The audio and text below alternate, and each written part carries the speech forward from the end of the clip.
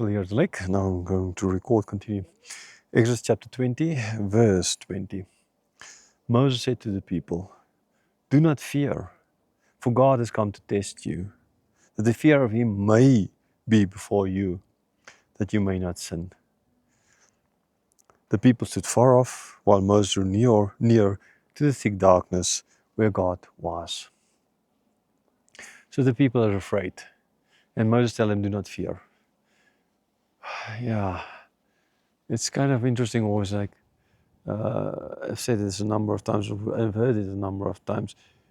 Modern day Christians, when they say, "Oh, I've seen an angel," and then like, "Oh, and this is kind of," and there's no fear, right, of them. They see Jesus, no fear. These guys, now you might say it's New Testament, that's Old Testament. In that sense, nothing changed. In the New Testament, well, but that was as well. Paul meeting Jesus, that's New Testament. After inauguration of the New Testament, he was afraid, right? So, yeah, the biblical example we see when people see the holy is fear. Not, this is my buddy, it came to visit. Now Moses here states, "Do not fear." But he doesn't say then and stop there. He say, "He came to test you." So there will be fear, right? So ultimately, you must not fear God so in the sense to be able to want to draw near to him, to be near to him.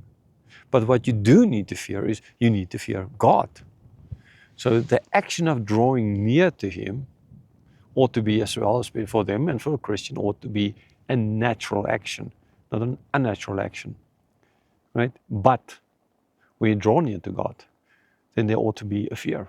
Like when you in your prayers, there ought to be this reverence. I know people fear reverence, maybe a better word, that you know that you're on your knees there. God sees all your sins. He knows who you are. You can't hide anything from him. Well, we think we can. We can't. And so what Moses is actually then getting at is, again, I'm trying to say, is telling him not to fear to draw near to God. This is a test for them. But at the same time, they need to, when they draw near to God, they need to have fear. So I hope you understand and see the difference. So don't be afraid to get on your knees and pray, under all circumstances. But when you pray, you need to understand that you're speaking to God and not to your buddy. Sometimes we address teachers, people above us, our bosses, with a lot more fear and respect than we treat God, which is way weird. What can they do? Your boss can kick you out of your job, right? And that's that. But God can kill body and soul. So why is it that neither do we fear to draw near to God, which is good, but we don't fear God at all when we draw near to God, which is bad. Okay, so then ultimately after Moses said these words, he went back into the cloud.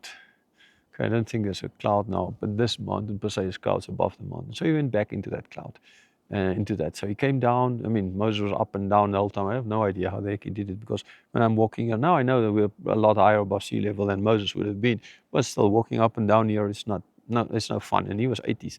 So yeah, no, this is this guy traveling with me. He's most likely around that age as well. So walking up and down the mountains.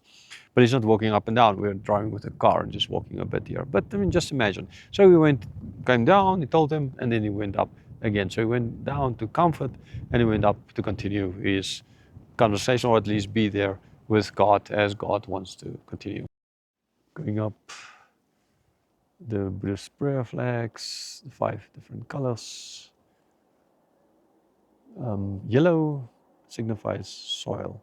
Now they say white signifies air, and green water. I don't know, I need to just check up on that.